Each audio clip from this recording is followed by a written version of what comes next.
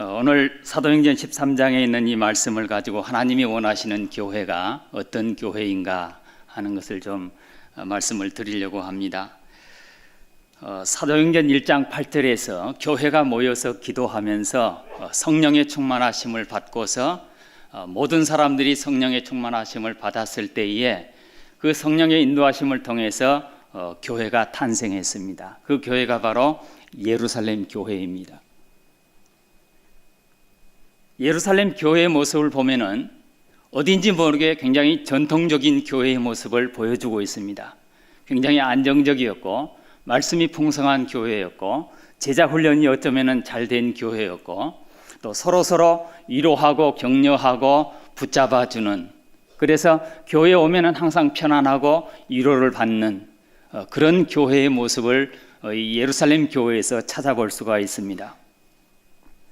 아마 우리 모두가 원하는 그런 교회의 모습입니다. 교회면 평안하고 또 교회에서 위로를 받고 또 말씀을 통해서 은혜를 받고 그다음에 그 은혜의 생활을 계속 유지해 나가면서 살아가는 그런 교회의 모습을 예루살렘 교회에서 볼 수가 있습니다.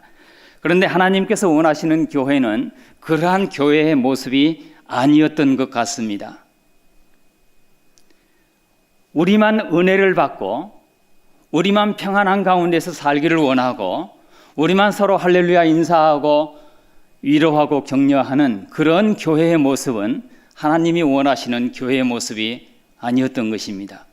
그래서 예루살렘 교회가 잘 모여서 신앙생활을 하는데 사도행전 8장에 들어오면은 이 예루살렘 교회에 박해가 일어나기 시작합니다. 사울을 통해서 박해가 일어나기 시작하고 그 박해를 통해서 스데반이 순교하게 되고 그 박해가 예루살렘 교회에 직접적으로 들어와서 예루살렘 교회에 있는 모든 성도들이 각처로 흩어지게 되는 그러한 모습을 사도행전 8장 9장에서 보게 됩니다. 그리고 그 흩어진 교회 성도들이 이제는 예루살렘 북쪽으로 사마리아, 전혀 하나님을 알지 못하는 이방 땅 사마리아에까지 들어가게 되고 그 다음에 더 북쪽으로 계속해서 이 흩어진 성도들을 통해서 복음이 확장되어 가는 것을 볼 수가 있습니다. 그리고 13장에 오늘 본문 말씀에 들어가면은 드디어 북쪽에 안디옥 교회가 이 흩어진 성도들을 통해서 세워지게 되는 것을 보게 됩니다. 그런데 이 안디옥 교회는 이제는 예루살렘 교회와는 좀 다른 모습을 하고 있습니다. 굉장히 역동적인 교회였고 이 교회는 우리에게 은혜를 주신 목적이 무엇인가, 우리를 왜 불러주셨는가 하는 이 사명에 대한 이해가 분명히 있었던 그러한 교회였습니다. 그래서 안디옥 교회는 아마 이 안디옥 교회가 형성된 지 얼마 되지 않았다고 생각합니다. 왜냐하면 예루살렘 교회에서 많은 사람들이 흩어져서 북쪽으로 올라가서 교회를 건축했기 때문에 그렇습니다. 교회를 세웠기 때문에. 그런데 이 교회는 교회가 세워지자마자 기도하면서 사울과 이 바나바를 불러서 그들에게 안수하고 그들을 선교사로 파송하는 것을 여기서 보게 됩니다. 12장까지는 예루살렘 교회가 중심으로 형성되어 있는 것을 보게 되고 13장부터는 안디옥 교회가 형성되어 가는 것을 보게 됩니다. 그래서 이 사도행전에 두 개의 교회가 등장하게 되는데 예루살렘 교회는 전통적으로 오늘 우리들의 교회의 모습을 보여주고 있다고 하면은 안디옥 교회는 정말 하나님께서 왜 우리 교회를 세우셨는가, 이 사명에 충성된 그런 모습을 우리에게 보여주고 있는 그러한 교회가 안디옥 교회입니다. 사도 바울과 바나바를 안수해서 이제는 선교사로 파송을 했습니다. 저들이 어디로 갔습니까? 어느 쪽으로 갔습니까? 서쪽으로 갔습니다. 그래서 복음의 역사는 계속 오늘날까지 서쪽으로 진행되어 가고 있습니다. 안디옥 교회에서 파송한 이 바울과 바나바를 통해서 서쪽으로 복음이 진행돼 갔습니다. 유럽으로 복음이 들어가서 그 유럽 지역을 복음화시킨 다음에 또다시 서쪽으로 갔습니다. 어디로 갔습니까? 미국으로 건너갔습니다. 그렇죠? 미국으로 건너간 복음이 또 서쪽으로 진행돼 갔습니다. 어디로 갔습니까? 우리 한국 땅까지 왔어요. 그리고 우리 한국 땅에 와가지고 이 복음이 꽃을 피우게 된 다음에 우리 한국 선교사들을 통해서 또 어디로 진행해 가고 있습니까? 또 서쪽으로 진행해 가고 있습니다. 이런 그 복음의 진행 모습을 보게 됩니다. 자, 그렇다고 하면은 이 복음이 계속해서 역사 안디옥 교회에서 출발한 복음의 역사가 서쪽으로 진행되어서 계속해서 돌아가고 있는데 이 복음이 어디까지 가야만이 복음의 끝이 오겠습니까? 땅끝까지 가야 된다고 그랬잖아요. 땅끝이 그러면 어디입니까? 과거에는 스페인까지 가면은 땅끝이 돼가지고 절벽으로 떨어지는 줄 알았잖아요. 그런데 나중에 이제 알고 보니까 지구가 둥글다는 것을 알게 되었습니다. 그러면은 당시에는 스페인을 지구의 끝으로 알았었는데 그러면 오늘 복음이 땅끝까지 이르러야 그제야 끝이 오리라 주님께서 말씀하셨는데 그 땅끝이 여러분 어디라고 생각을 하십니까? 어떤 사람은 우리의 가정이 땅끝이라 생각하고 어떤 사람은 복음이 전해지지 않는 그곳이 땅끝이라 생각하고 여러 해석들이 많이 있습니다.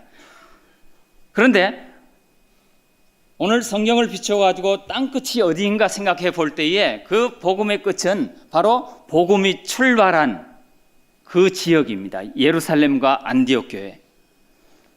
그러면은 계속해서 복음이 서쪽으로 진행되어서 그 땅끝까지 진행을 해야 되는데 자, 지금 예루살렘, 안디옥, 이스라엘 상황을 보면은 이 예루살렘과 이스라엘 이 지역까지 복음이 전파되어야 땅끝이 온다 이렇게 됐는데 잘 한번 살펴보세요.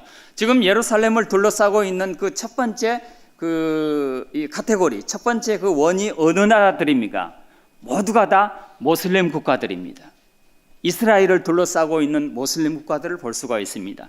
그 다음에 두 번째 원을 살펴보게 되면은 주로 힌두교라든지 그 다음에 불교라든지 그 다음에 여러 가지 무속 신앙들 이런 종교들이 두 번째 원을 둘러싸고 있습니다.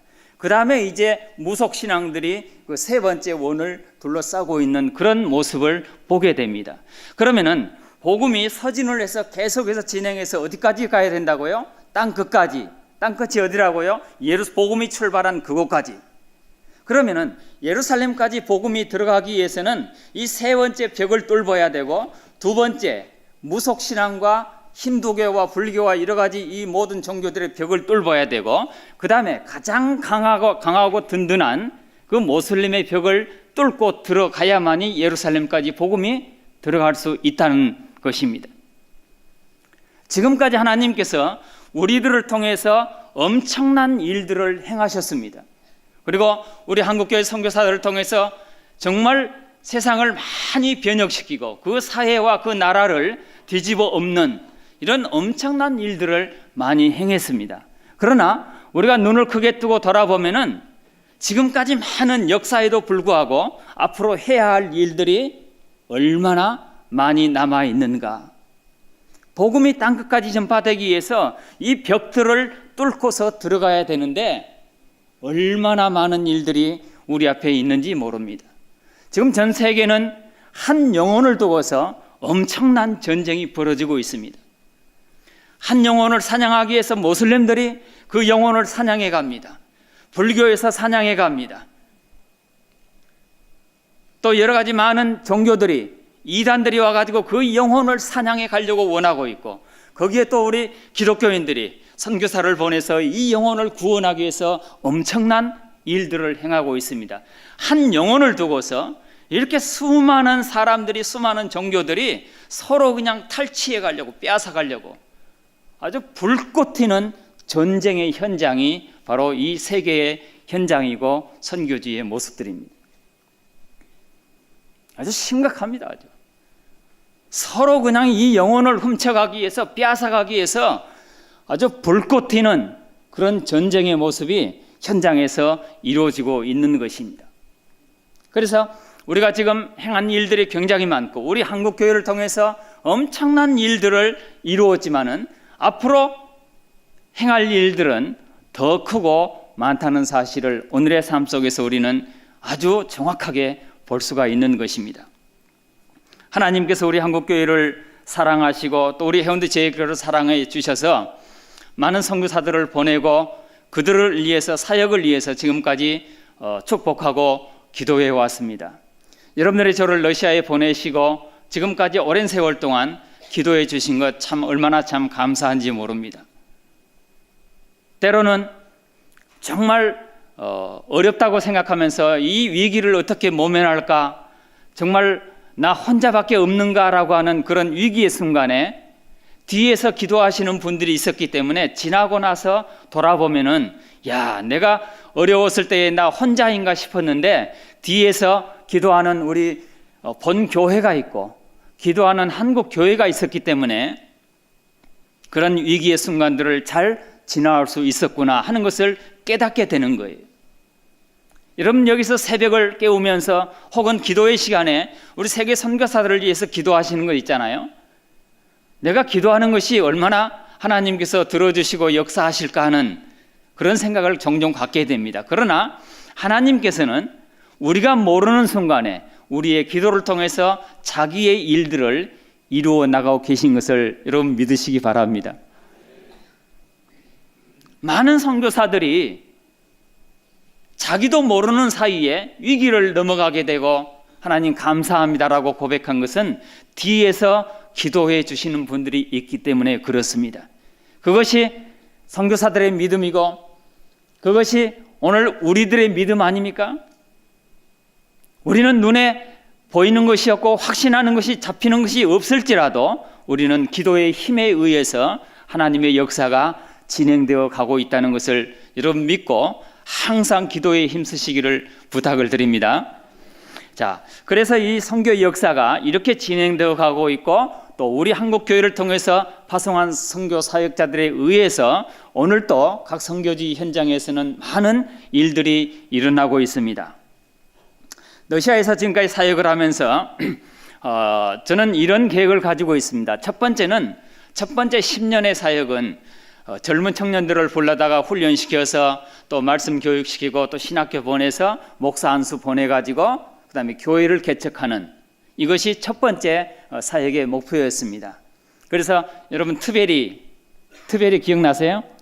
예, 여러분들이 기도해서 교회를 멋있게 지어놓고 우리 한정국 선교사님이 사역하다가 뒤에 이제 그 이고리 목사를 보내서 지금 트베리 교회가 사역이 진행되고 있는데 정말 얼마나 잘하는지 모릅니다. 제가 늘 가서 칭찬해주고 참 격려해주고 축복 기도를 해주고 오는데요.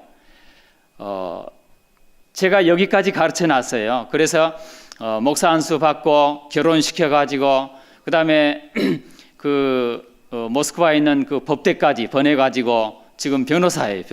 변호사고 목사고 그래서 사역을 하고 있는데 여기까지 가르쳐 놨는데 가서 보니까 그 지역을 순회하면서 전도를 하는데요. 지금 4년째 지금 전도를 하는데 그 모든 지역 지금 절반을 다 돌았습니다.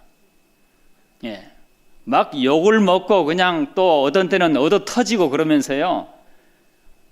그러면서 절반을 지금 전도를 다 했어요.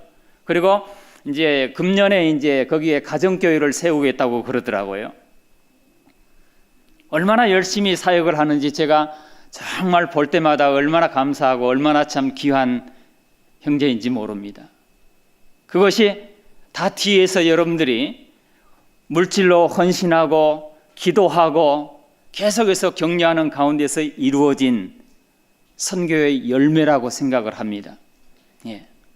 그리고 이제 이렇게 첫 번째 사역에서는 사람을 불러다가 훈련시켜서 파송해서 교회 사역을 감당할 수 있도록 자립의 길을 걸어갈 수 있도록 이런 사역에 집중을 해왔습니다. 이게 이제 1단계 사역이었고요.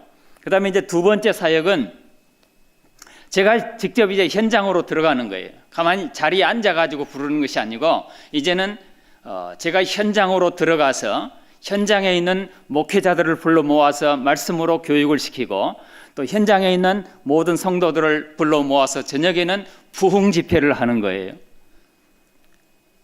그게 얼마나 참 아주 재미있는지 몰라요. 예. 이 러시아 사람들이 키도 크고 덩치도 좋고 또 이 남자들이 굉장히 잘생겼어요. 오늘 이 두 친구 한번 보세요. 얼마나 잘생긴지 몰라요. 또 우리 자매님들은 또 얼마나 또 아주 그냥 예쁘게 잘생겼는지. 우리 한국에서 장로님들이 이렇게 한 번씩 방문해 오시면은 입을 떡 벌리시고요. 참 예쁘다, 예쁘다 이러시면서 다니세요.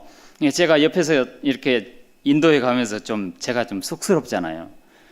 장로님 예뻐도 좀 속으로 좀 이렇게 하시면 좋겠는데 입을 벌리면서 이렇게 앞도 안 보시고 이렇게 따라가면서 그냥 예쁘다, 예쁘다 하고 있으니까 제가 얼마나 민망스러운지.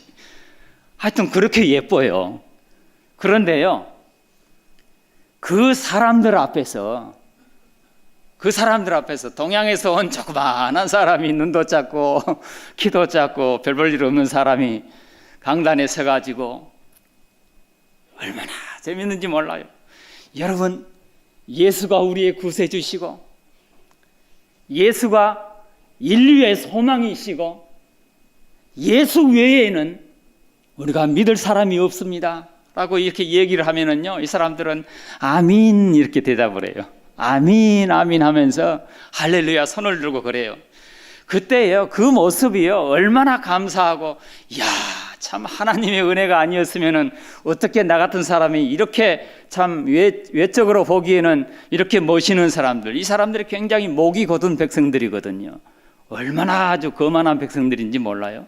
그런데 그들 앞에서 말씀을 외칠 때에 말씀 앞에 굴복하고 다 같이 아멘으로 화답하는 그 모습을 볼 때에 얼마나 참 신나는지 몰라요. 그래서 1년에 한 번씩 나가면은 북쪽으로 올라가면은 1000km, 내려오면은 1000km, 그래가지고 2000km. 여기 오기 전에도 북쪽에 1300km 올라갔는데 거기에 보니까 영하 30도 내려갔더라고요. 거기 올라가가지고 교회마다 다니면서 목회자들 교육하고 저녁에 집회한다, 모여라 해가지고 또 말씀을 가지고 가르치고, 그래서 남쪽으로 또 1000km, 동쪽으로 5000km 갔다가 또 기차 타고 돌아오면은 12일 동안 기차에서 한 3일 동안 이렇게 자고요. 거기 가가지고 지역마다 다니면서, 그래서 두 번째 사역은 제가 이제 현장으로 직접 들어가서, 그들은 현장에 내륙 지방으로 들어가게 되면은 우리 선교사들을 잘 못 만나거든요. 외국인들이 내륙 지방까지는 들어오질 않습니다. 대도시만 왔다가 이제 가버리잖아요. 그래서 내륙 깊숙이 들어가는 것은 이것이 선교사들이 할 일이다, 저는 그런 생각을 했습니다. 들어가면은 외국인이 왔다고 하는 그 자체에 감사하고, 또 외국인이 자기 러시아 말로 설교를 해주니까 또 너무 그냥 감사해하고, 또 잘 모르는 말은 저 선교사님 뭔 얘기했지 하고 귀를 쫑긋하게 듣거든요. 그러면 이 말 어떻게 설명하냐 하면서 물어보면은요, 자기들도 아는 말 러시아 말 얘기를 해주고, 그래 맞다 그 말이다 하면서 다시 한번 해봐라 하면서, 그러면은 그냥 이 이중적인 효과가 있잖아요.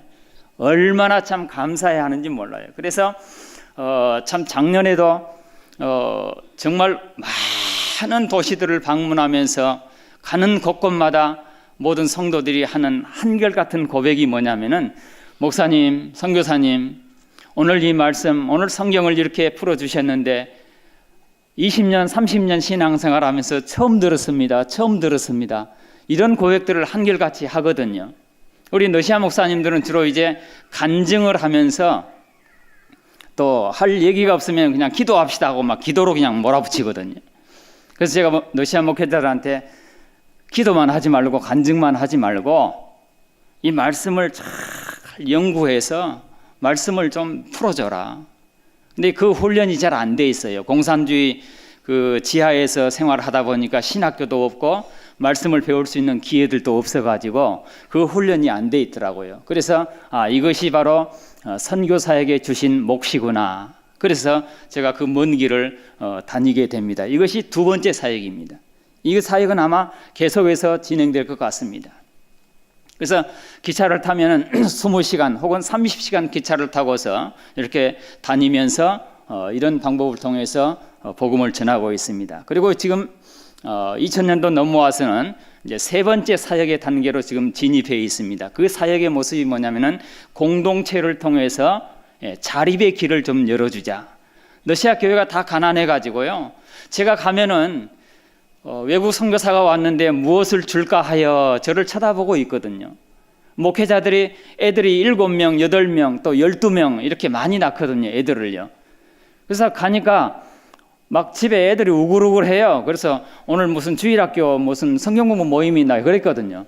그런데 그 목회자가 아니다. 다 내 애들이라고. 다 네가 낳은 애들이냐 그랬더니 다 그렇대요. 제가 할 말이 없더라고요. 참. 그리고 그 사모님을 보니까 참 그 애들 키우고 먹이고 학교 보내고 참 정신이 없어요. 그러니까 제가 가면은 또 어떻게 그냥 오겠습니까? 그죠? 우리 한국 사람들 또 이렇게 인심이 후하잖아요. 또 선교사는 더 후하잖아요. 그래가지고 오면서 이제 한 200불 이렇게 사모님한테 지어주면서 참 애들 뭐 필요한 거 사주라고 이렇게 이제 다니다 보니까 그 소문을 듣고 제가 간다고 하면은 많은 교회들이 다 초청을 하는 거예요. 왜 우리 교회는 안 오냐 하면서. 근데 또 제가 그렇게 다 다닐 수가 없잖아요. 제가 뭐 가진 것이 많으면 착착 이렇게 하겠지만 또 그런 것도 아니잖아요. 그래서 그래 알았다. 다음 기회에 꼭 오마 하면서 그렇게 이제 오고 있는데 많은 교회들이 이런 상황에서 자립이 안 돼 있어요. 그래서 제가 생각 속에 이 사람들을 좀 자립할 수 있도록 그런 길을 열어주자. 그래서 공동체 사역을 이제 계획하고 시작하게 되었습니다. 지금 첫 번째 이제 공동체 모습을 한번 사진을 통해서 한번 보여드리겠습니다. 여기에 이제 모스크바에서 북쪽으로 350km 떨어진 이바노바라고 하는 도시입니다. 그 지역에 1,500평의 땅을 구입하게 되었습니다. 요 조그만 흐려져가는 요 집하고요. 다음에요. 예, 지금 집 철거하고 있는 중입니다. 그다음에요. 예, 그다음에 이제 옆에 이제 좀 증축을 하는 겁니다. 예. 예. 그 다음에 이제 증축해가지고 지금 이제 2층하고 지붕 올라가는 현장입니다. 예. 그 다음에요. 예. 지금 이제 이 벽을 이제 다 막아서 유리창 다 달고 공사를 다 진행했는데요. 이 유리창이라든지 지붕 세우는 거, 옆에 벽 세우는 거, 그 다음에 기초 공사하는 거, 모두가 다 여러분들의 기도와 보내주신 헌금으로 진행되고 있는 것입니다. 그 다음에요. 지금 이제 외부 벽은 다 끝나고요. 지금 이제 내장 공사를 지금 진행하고 있습니다. 예, 요거는 이제 2층에 가운데 복도를 만들고 양쪽에 이제 방을 만들어서 여기에서 한 20여 명 정도 이 마약 환자들이 들어와가지고 지금 살려고 준비를 하고 있는데 현재 지금 5명의 마약 환자들 집도 없는데 지금 교회에 와 있습니다. 교회에 와서 지내면서 여기 와가지고 일을 하면서 여기 완성되면은 여기에 들어가서 이제 살게 될 겁니다. 예, 그 다음에요.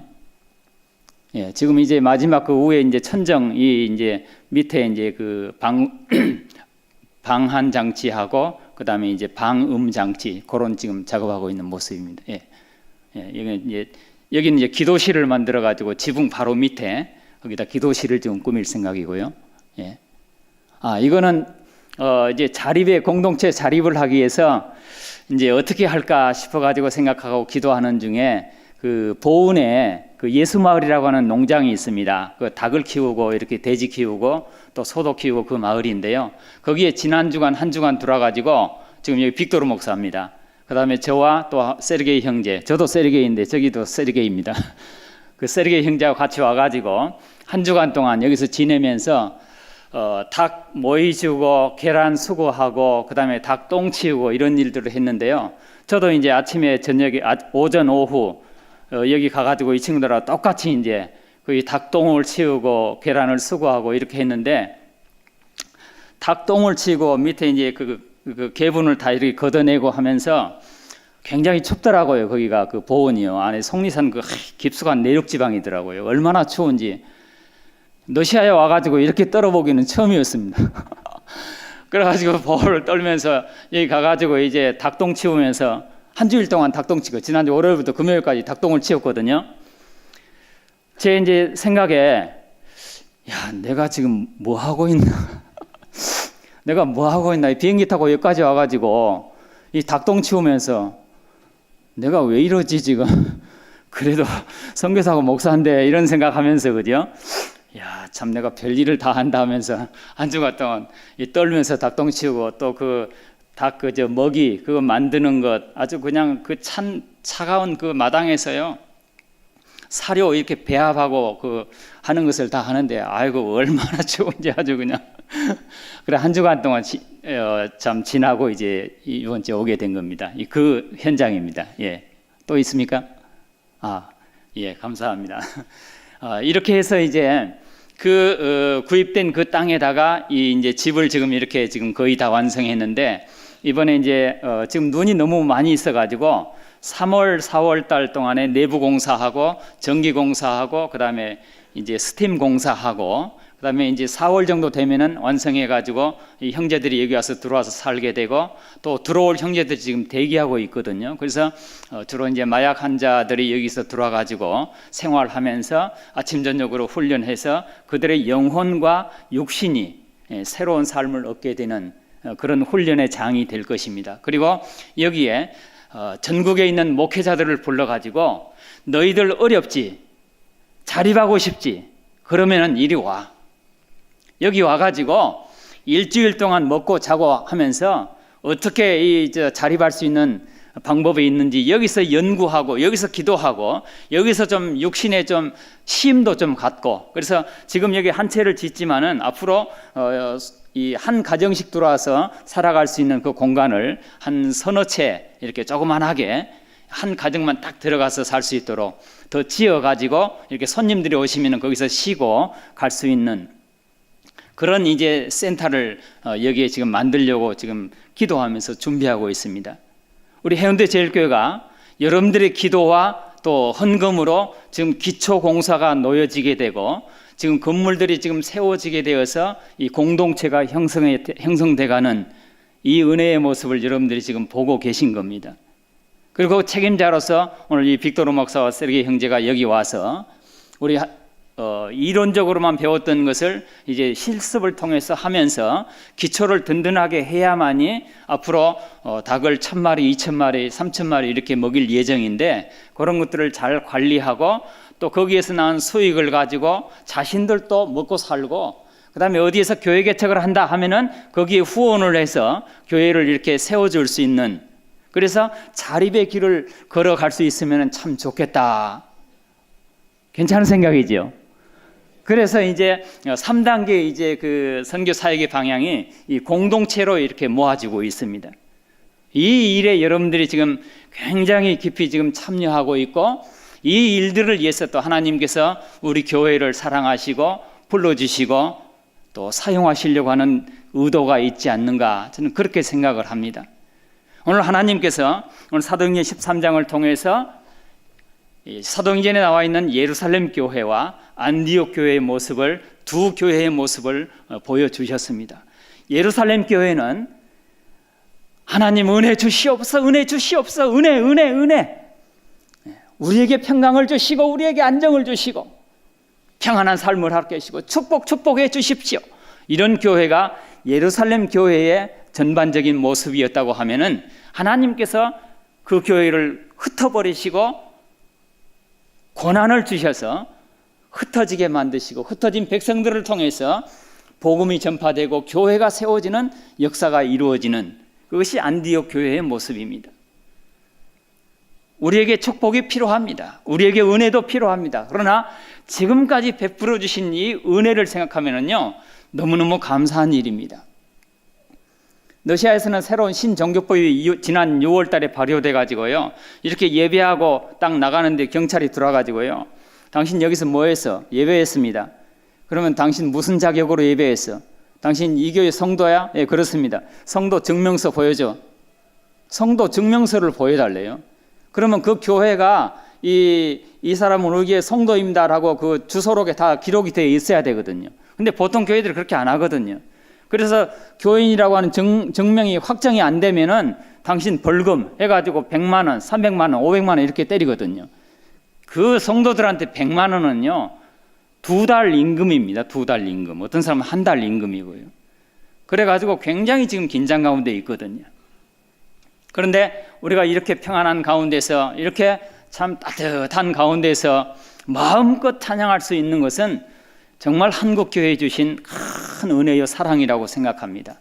이제는 이 은혜를 가지고서 예루살렘 교회처럼 머물지 말고 안디옥 교회처럼 이제는 흩어 나가서 내 이웃에게, 가까이 있는 사람들에게 정말 예수가 우리의 유일한 소망이라고 하는 사실을 반드시 전해야 됩니다. 그것이 하나님께서 우리에게 주신 은혜의 목적이고 우리를 지금까지 붙잡아 주신 이유입니다. 이 일에 헌신하는 주의 백성들 되시기를 주의 이름으로 축원합니다.